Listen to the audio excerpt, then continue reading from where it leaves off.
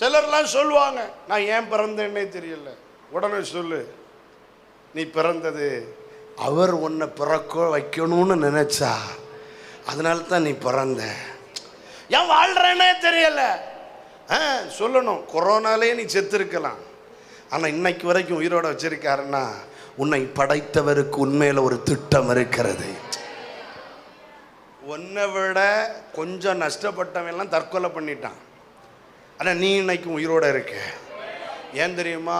உன் மன தைரியத்தினால அல்ல, அவர் உன்னை தற்கொலை பண்ண விடல. வாழ்க்கை அர்த்தத்தை சொல்லிக் கொடுங்க, சொல்லிக் கொடுங்க. ஆமா, நீ தேவனுடைய பிள்ளை, அதனால தான் நீ இன்னைக்கு இருக்க. நான் தேவனுடைய பிள்ளைன்னா ஏன் இப்படி பயன்பாடு இல்லாம இருக்கேன், எல்லாரும் என்ன வேஸ்ட்ங்கிறாங்க. நீ தேவனுடைய பிள்ளை, அதனால உலக மனுஷனால உன்னை பயன்படுத்த முடியாது, அதனால தான் நீ இப்படி இருக்க. தேவன்கிட்ட வந்துட்டேன்னா அவர் உன்னை பயன்படுத்த ஆரம்பிப்பார். சொல்லிக் கொடுங்க அர்த்தத்தை. கரங்களை உயர்த்தி அல்லேலூயா சொல்லுங்க.